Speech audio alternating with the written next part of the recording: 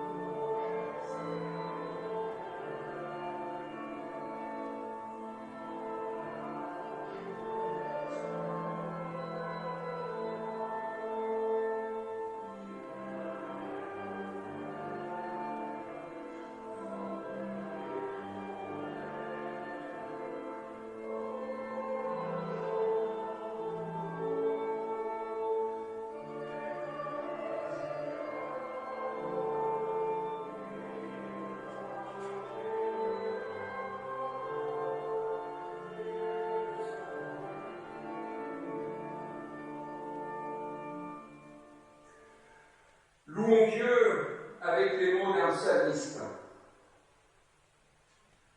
Oui, Éternel, ta bonté est céleste. Ta fidélité va jusqu'aux nues. Ta justice est comme une montagne divine.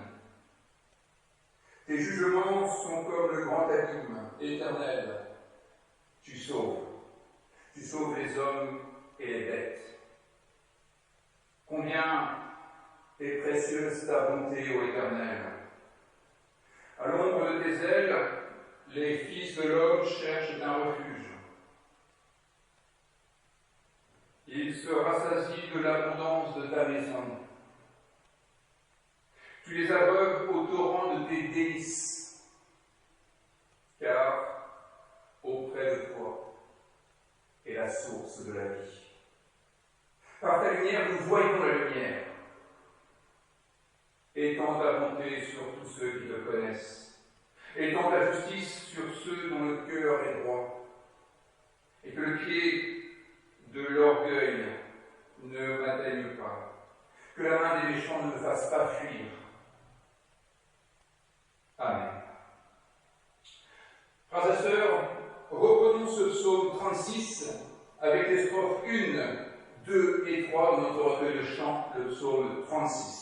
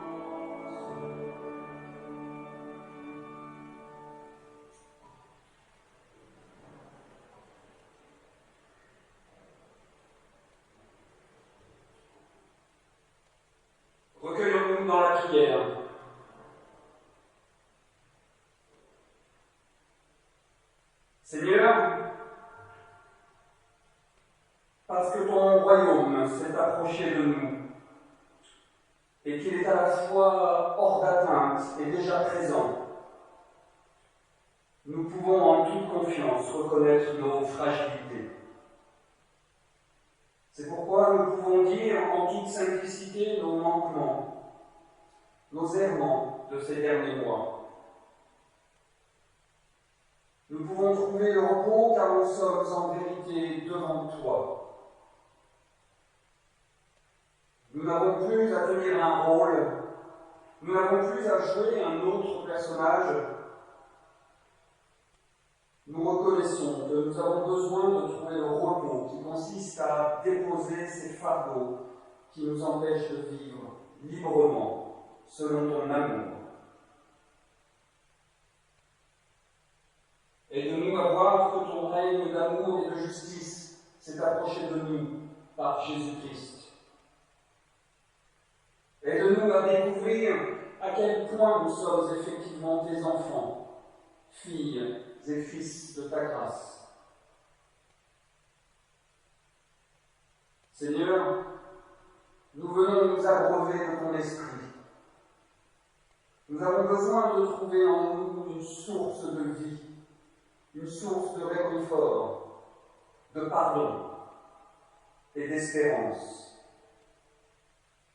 Seigneur, nous venons te demander de raviver nos existences. Renouvelle ton souffle en chacune de nos vies. Aide-nous à nous ouvrir à ton Esprit Saint et à découvrir la joie que donne ton salut. C'est au nom de Jésus-Christ que nous osons te prier ainsi. Amen. Et nous restons assis pour chanter la première strophe du psaume 42. La première strophe.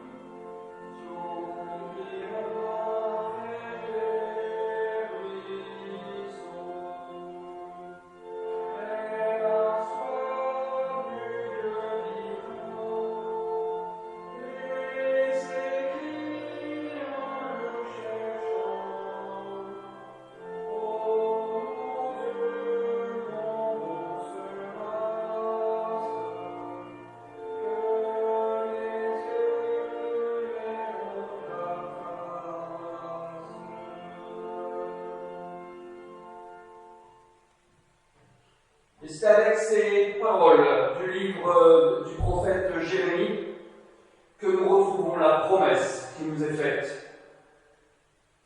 Voici, je ferai une alliance nouvelle. Je mettrai ma loi au-dedans d'eux. Je l'écrirai dans leur cœur. Je serai leur Dieu. Ils seront mon peuple. Je t'aime d'un amour éternel, déclare l'Éternel, et je te garde ma miséricorde. Frères et sœurs, inscrivons ces paroles au plus profond de nous-mêmes, et que Dieu nous mette au cœur l'assurance de son pardon, et qu'il nous donne de marcher vers son royaume.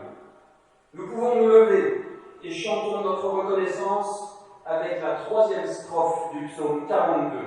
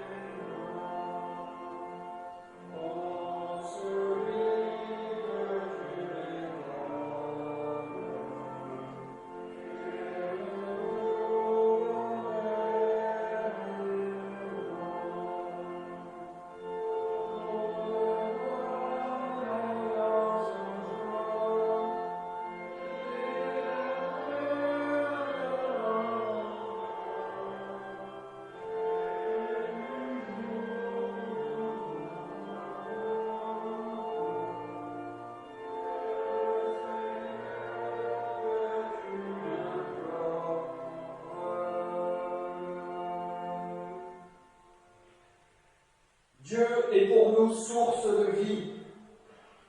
Il amène toutes choses à l'existence. Il veille sur sa création et l'anime de sa force de vie, de sorte qu'elle reflète sa gloire. La présence de Dieu monte en nous. Elle emplit nos vies de sa lumière. Dieu montre les fautes du monde. Il dénonce les forces du mal qui nuisent aux hommes. Il nous ouvre au combat de la vie et de la lumière. Nous comptons sur Dieu. Il nous réoriente et nous dynamise, afin qu'avec tous les hommes de bonne volonté de la terre entière, nous collaborions à son grand dessein de vie en plénitude. Viens, ô Dieu, et que ta volonté se fasse. Et voici comment nous pouvons répondre oui à l'appel de Dieu, avec la confession de foi de l'Église mennonite d'Amsterdam. Nous croyons en l'Éternel, Créateur du ciel et de la terre, Dieu d'Abraham et de Sarah, des prophètes et des apôtres, dont la force de l'Esprit appelle les hommes, les touche et les fait se lever en une vie renouvelée. Nous confessons Jésus-Christ, parole et image de Dieu. Il nous guide sur le chemin du royaume de Dieu. Il nous apprend à aimer Dieu et notre prochain comme nous-mêmes. Nous suivons la voie qu'il nous montre, voie de pardon et de vérité, d'amour, de justice et de paix. Nous prions le Saint-Esprit, souffle de Dieu qui renouvelle en nous inspiration et courage. Il nous rapproche les uns des autres, nous unit à tous et nous rassemble. Nous célébrons ensemble, nous progressons, nous nous entraînons, nous témoignons, nous construisons le monde nouveau, le monde du royaume de Dieu qui vient. Nous sommes une confrérie de croyants, unis dans la foi et dans un même baptême, dans la fraction du pain et le partage, unis par nos paroles et par nos actes, dans la confiance et le dialogue, lecteurs de la Bible fidèles à la tradition de l'Église, toujours à la recherche de mots nouveaux pour exprimer notre foi. Inspirés par l'amour pacifique du Christ, nous sommes appelés à une attitude responsable, à lancer des ponts entre les hommes, et tels que nous sommes, avec les possibilités qui sont les nôtres, à rendre un peu visible l'œuvre que l'Éternel accomplit par nous dans ce monde qui est le nôtre. Amen. Et je vous invite à chanter dans le cantique 405 les strophes 1, 2, 1, 3 et 4.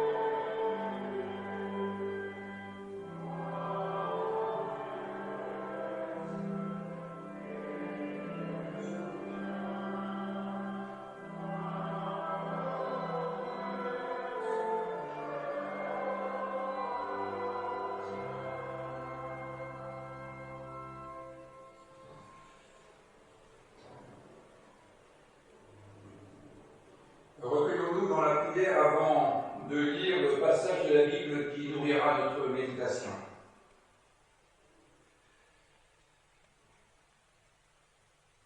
Dieu notre Père, ta parole est comme l'eau.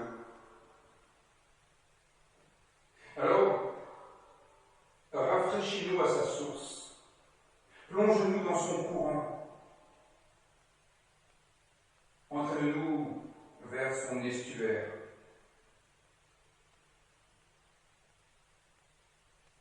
Ta parole est comme le feu. Elle nous éclaire, sans nous éblouir. Elle nous réchauffe, sans nous brûler, sans nous consumer. Ta parole est comme le ciel. Élargis-nous en elle, pour que nous connaissions la hauteur et la profondeur de tout ce qui est. Ta parole est comme la terre. Alors de grâce, enracine-nous en elle, pour que nous éprouvions la solidité et la constance de tout ce que tu nous offres, tout ce que tu exiges, tout ce que tu promets. Amen.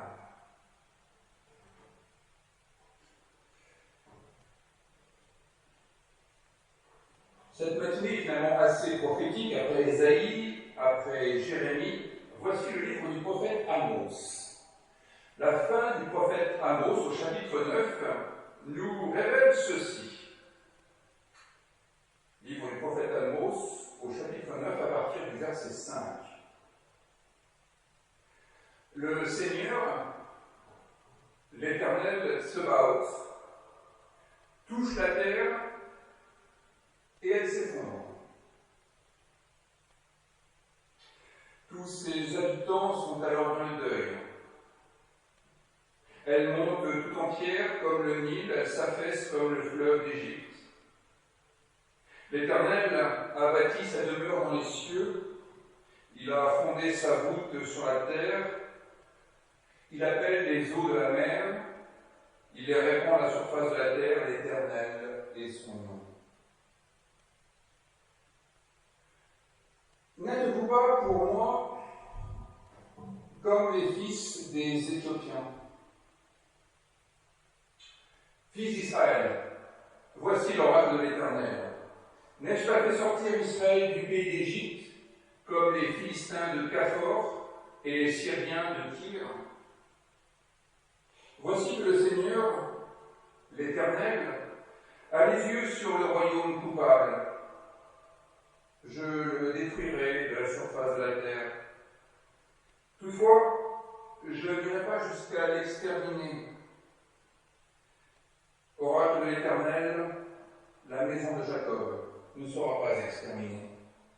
Car voici que je donnerai mes ordres, et je ferai secouer la maison d'Israël pour toutes les nations, comme on est secoué par le crible, sans qu'il en tombe à terre une seule parcelle. Tous les pécheurs de mon peuple mourront par l'épée. Eux qui disent « Tu ne feras pas approcher le malheur et tu ne feras pas arriver jusqu'à nous ». En ce jour-là, je relèverai la cabane chancelante de David. J'en réparerai les brèches, j'en relèverai les ruines, et je la rebâtirai comme elle était autrefois, afin qu'ils entrent en possession du reste d'Édom et de toutes les nations sur lesquelles mon nom a été invoqué. Oracle de l'Éternel qui accomplit tout cela. Le laboureur suivra de près le moissonneur, et celui qui foule le raisin suivra de près celui qui répand la semence. Le jus de fruits ruissellera des montagnes, et toutes les collines s'épancheront. Je ramènerai les captifs de mon peuple d'Israël. Ils rebâtiront les villes dévastées, ils les habiteront, ils planteront des vignes, ils en boiront le vin, ils établiront des jardins et en mangeront les Je les planterai sur leur terre. Ils ne seront plus arrachés de leur terre, celle que je leur ai donnée, dit l'Éternel, ton Dieu. Frères et sœurs, après ce texte assez dense, je vous propose de chanter la 8e strophe du psaume 42. Psaume 42, 8e strophe.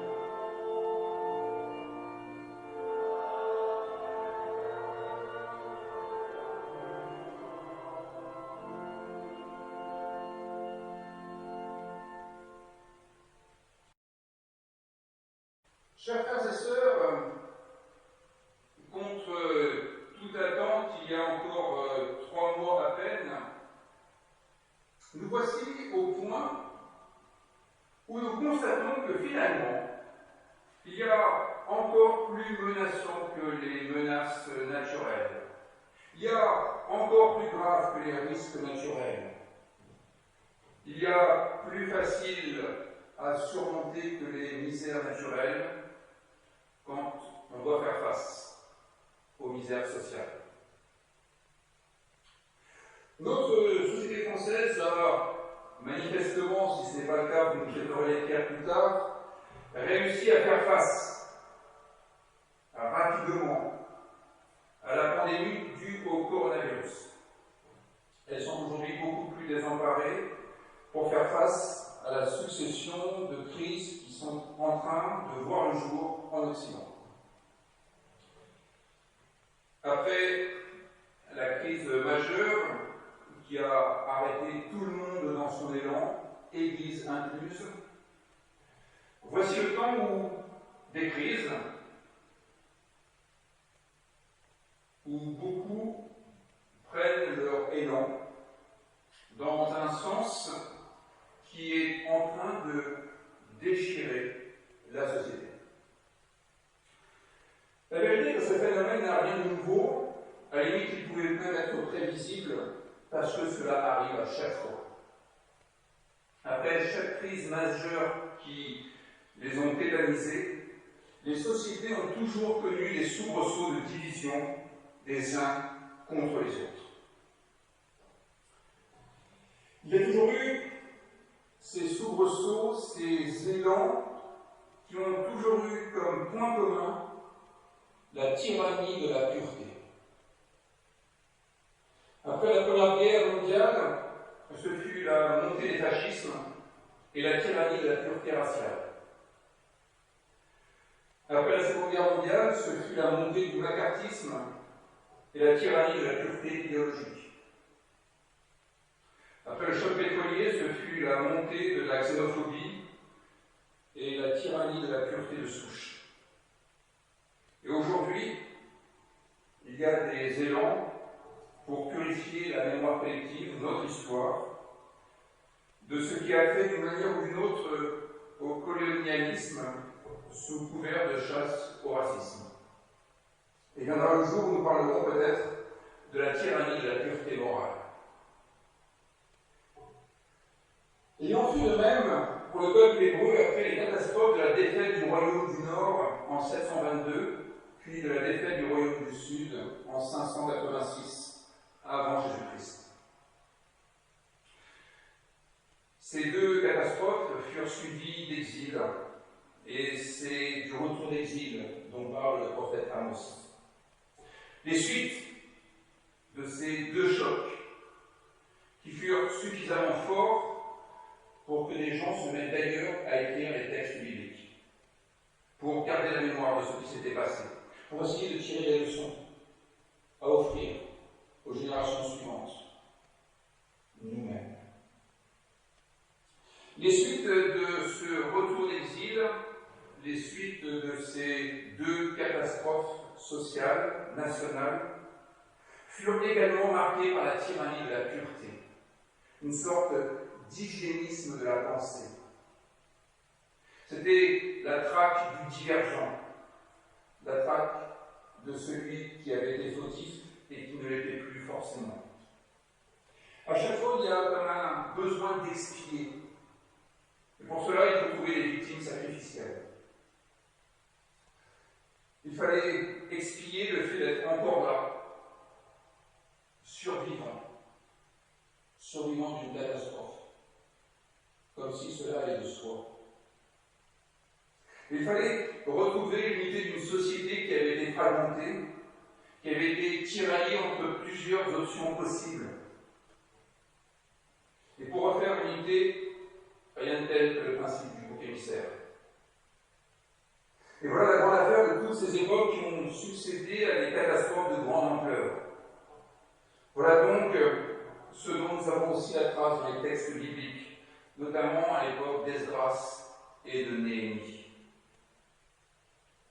Mais nos rédacteurs ne se sont pas contentés de nous décrire ce qui s'était passé à l'époque de cet élan pour une pureté ethnique, marquée par l'interdiction des mariages mixtes.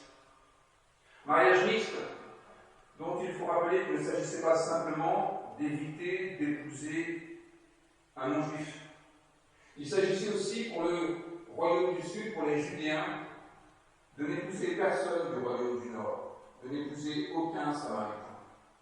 Il y avait un cloisonnement, une véritable distanciation sociale qui était de vigueur pour préserver la pureté de la société et la pureté de la foi. Alors les théologiens de l'époque se sont mis à écrire pour offrir une alternative sous forme oracle de l'Éternel, des contre-propositions, une idée de ce que pourrait être une société qui ne cède pas à ce principe bien facile du bouc émissaire et du déboulonnage d'une société installée.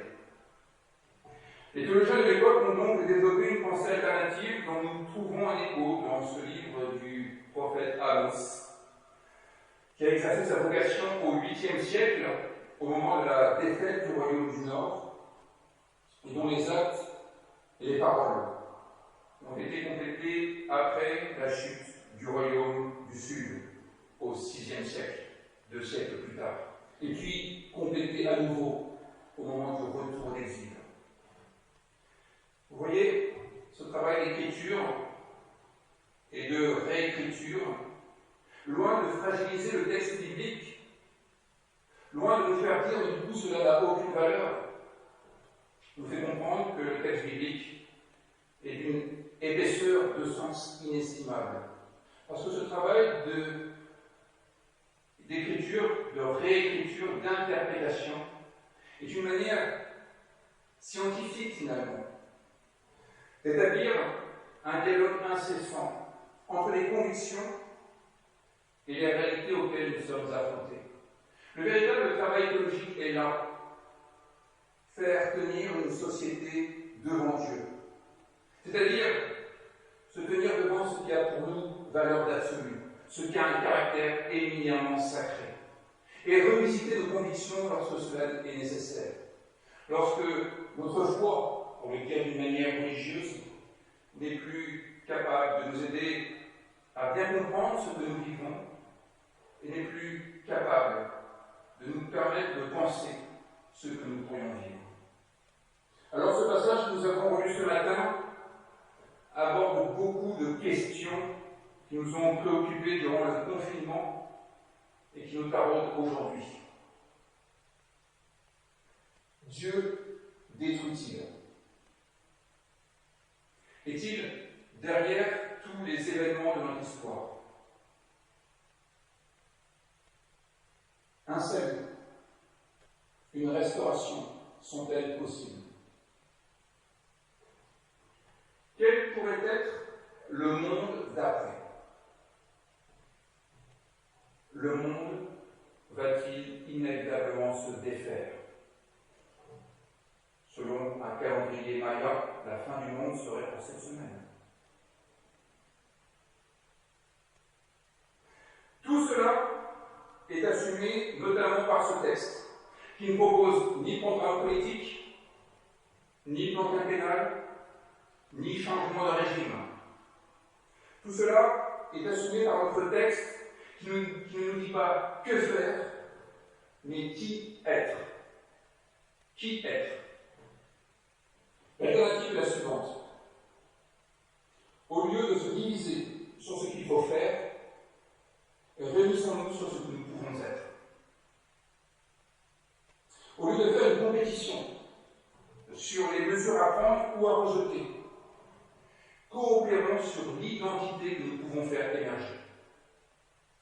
Oui, il y a à faire, beaucoup à faire, mais il y a d'abord à être.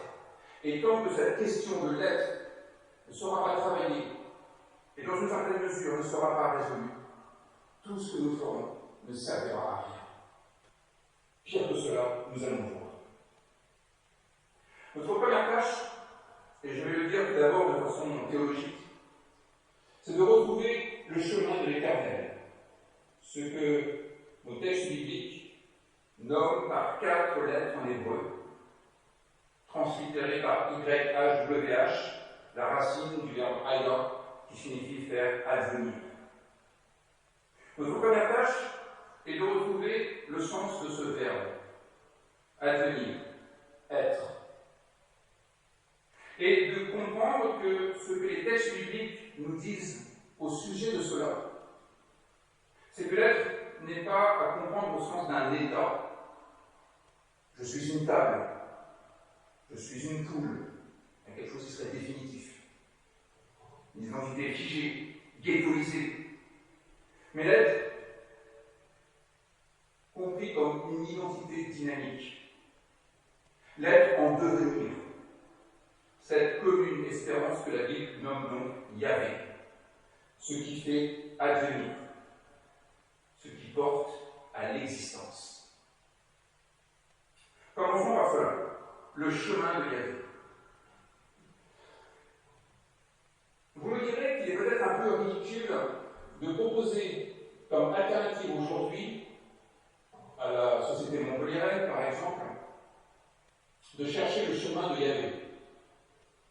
Autant cela peut être audible dans un temple, une synagogue, même une mosquée, autant, une fois qu'on est dans la rue, dans le tramway, on risque de passer surtout pour un illuminé. Alors, interprétons ce que signifie le chemin de Yahvé. Et commençons par comprendre ce que peut être le chemin de l'être. Tournons-nous vers Dieu pour que tout s'arrange et que la concorde prenne le pas sur les divisions. Cela peut sembler bien naïf. Cela peut sembler acceptable dans le cadre d'un culte. Tout le monde est là. Tout à l'heure, tout le monde paiera, en quelque sorte, pour qu'on dise ce genre de choses. Mais qu'est-ce que cela peut bien signifier une fois qu'on est sorti du temple? Repartons du verset 7. L'oracle de l'Éternel exprime ceci, je cite: « N'êtes-vous pas pour moi comme les fils des Éthiopiens, fils d'Israël? N'ai-je pas fait sortir Israël du pays d'Égypte, comme les Philistins de Caphtor et les Syriens de Tyr ?» Pris au pied de la lettre, cet oracle dit que Dieu est un personnage qui a libéré plusieurs peuples qui étaient jusque-là réduits en esclavage. Et cela nous apprend déjà quelque chose, et cela enseignait déjà quelque chose aux Israélites de l'époque d'Esdras et de Néhémie, qui cherchaient la pureté ethnique, qui cherchaient l'isolationnisme pour préserver l'identité et la réalité de leur peuple.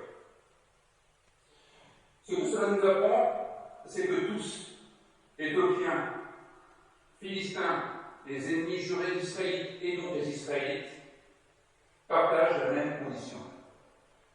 Et ils partagent la même condition que tous les autres qui ne sont pas encore nommés. Ils sont au bénéfice de la même grâce de l'Éternel. Ce qui signifie que l'Éternel a une dimension universelle qui nous met en relation les uns avec les autres sur un registre d'égalité. Même les Philistins, les ennemis héréditaires, ceux qu'il fallait terrasser, sont au bénéfice de la grâce de ce que la Bible nomme l'Éternel.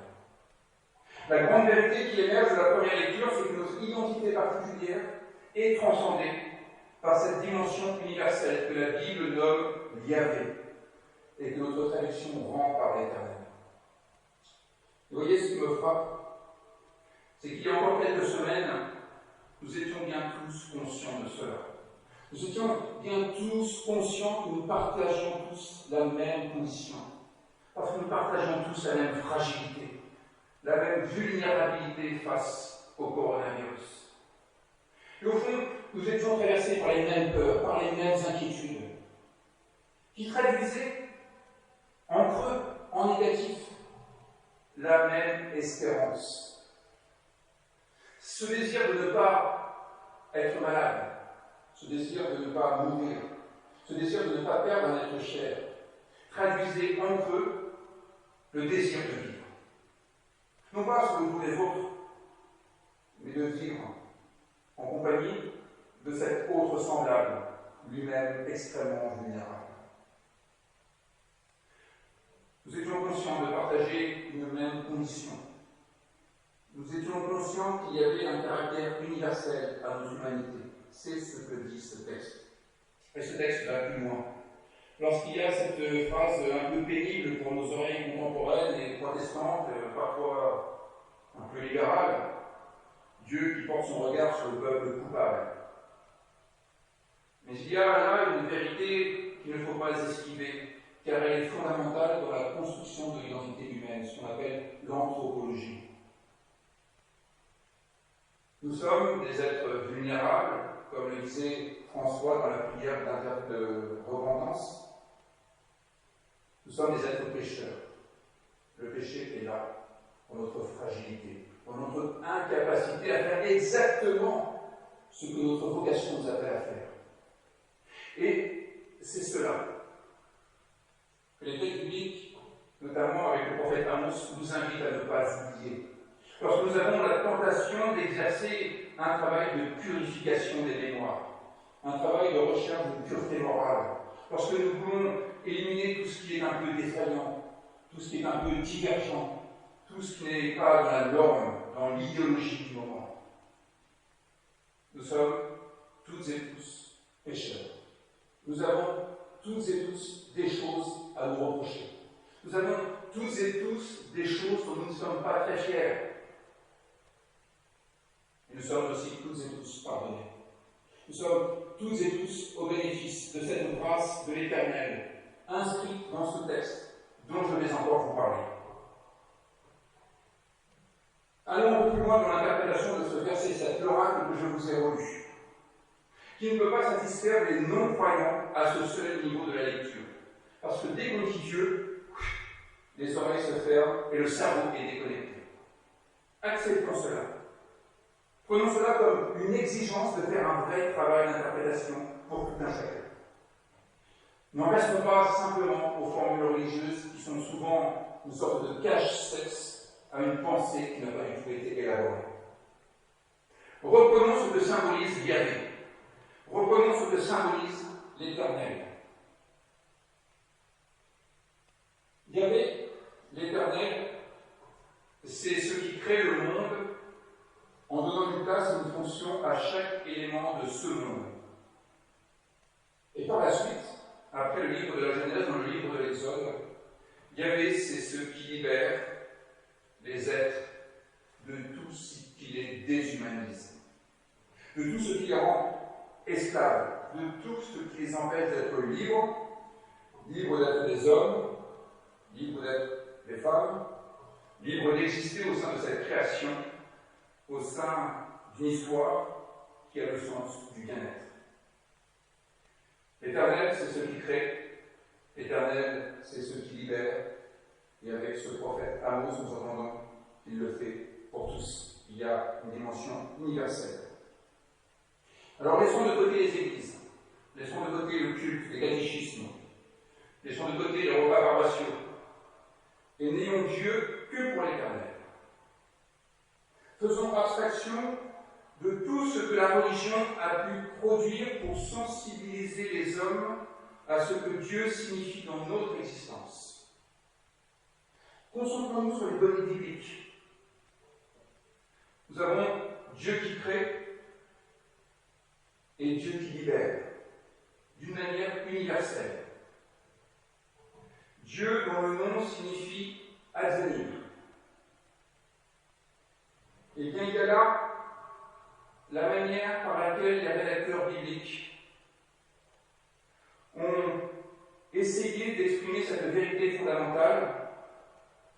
Chaque être humain bénéficie au même titre que les autres de cette puissance de création et de libération à l'œuvre dans le monde. Nul ne saurait être privé d'une partie de cette grâce qui consiste à avoir sa place dans le monde et à pouvoir exercer ses talents en toute liberté. Voilà le chemin de Yahvé que nous devons révéler à nos contemporains. Ce qui traduit de façon aussi compréhensible que possible consiste à trouver les moyens que personne ne soit exclu de notre société et que tout le monde puisse développer son esprit d'entreprise. Que chacun puisse apporter sa contribution.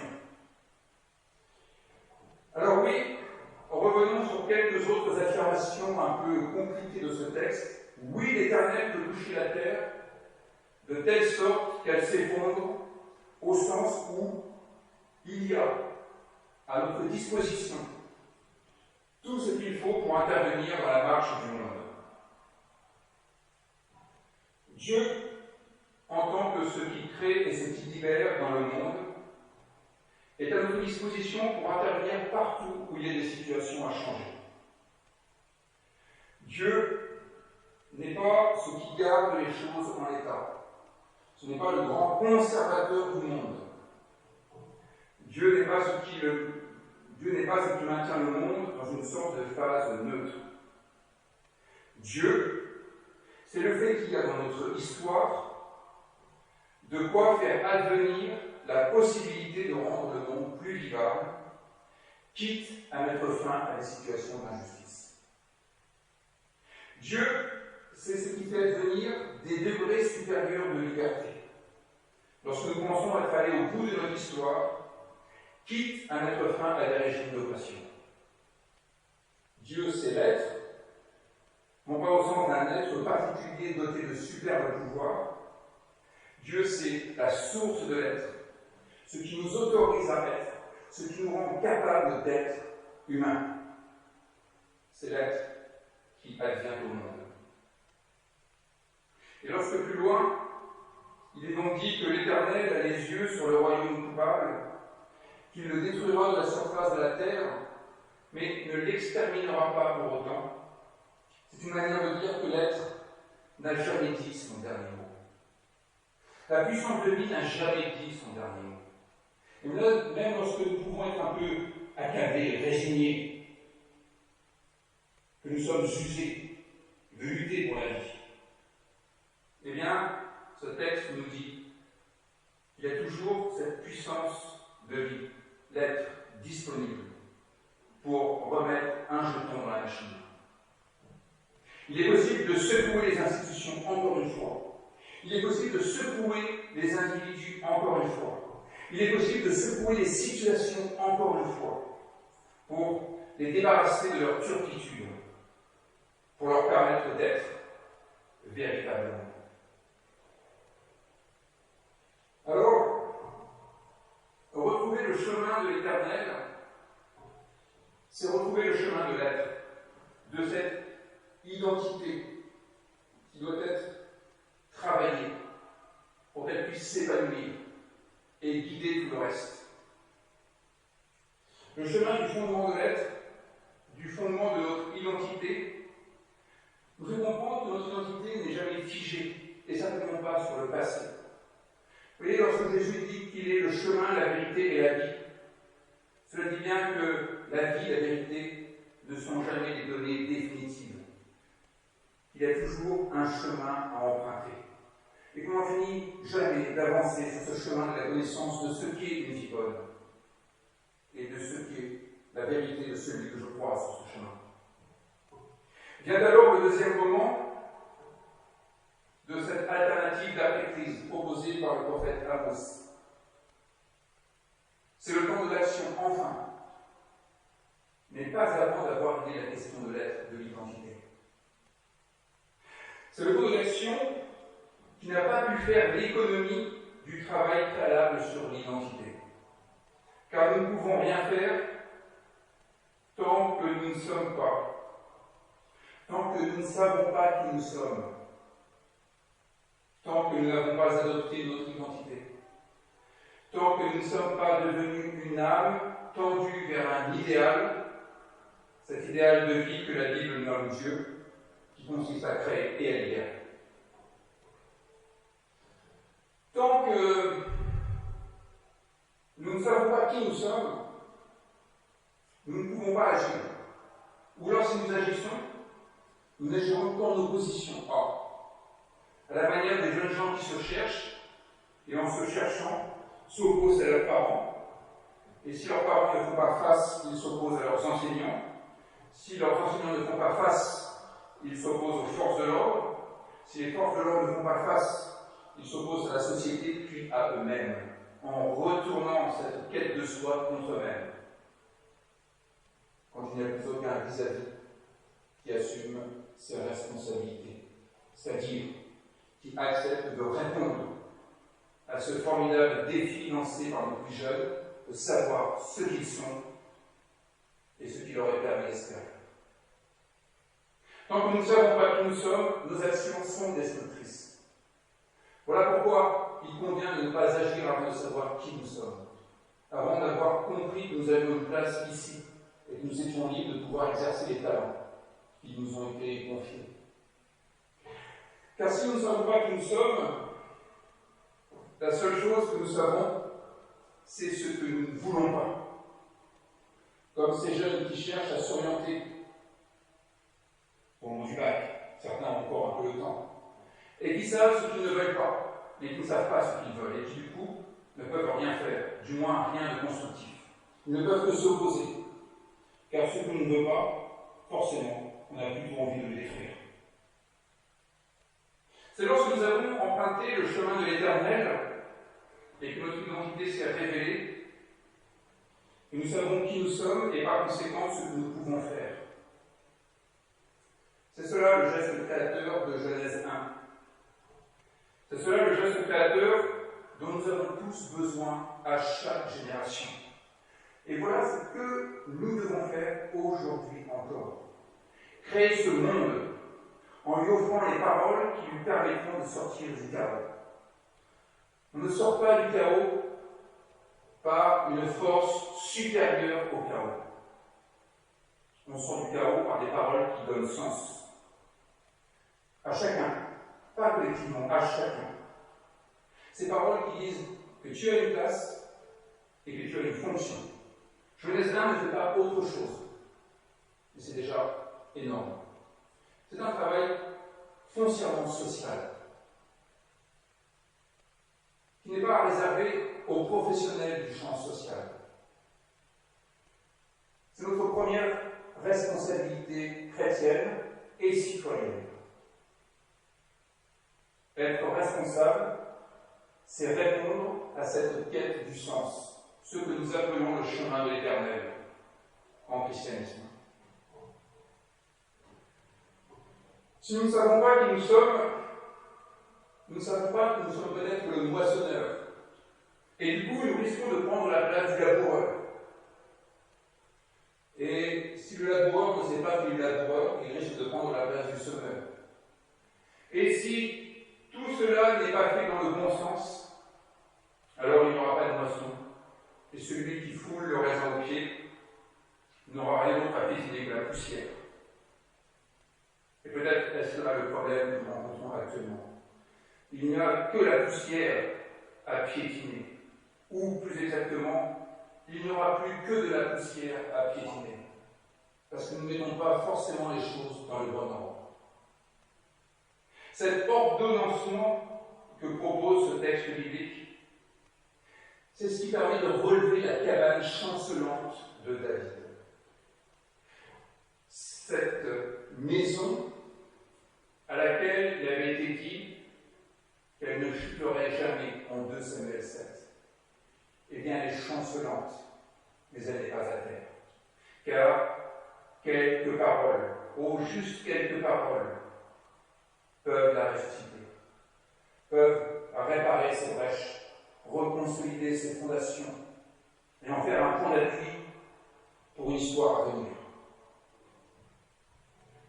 Cet ordonnancement permet de relever la cabane chancelante, ce qui, à mon avis, est autrement plus intéressant que de vouloir casser la baraque ou de faire dégringoler le mobilier urbain. Plus difficile, mais plus intéressant.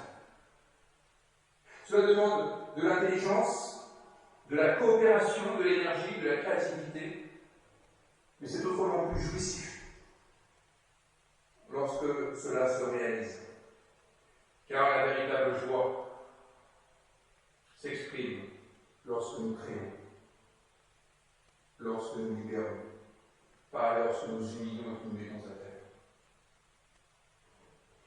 Oui, ce texte nous dit qu'il y a à notre disposition de quoi réparer les brèches, rebâtir ce qui a été dévasté, de manière à pouvoir habiter, à pouvoir se tenir ensemble, à pouvoir planter des vignes, en boire le vin, créer des jardins, en manger le fruit, autrement dit, vivre.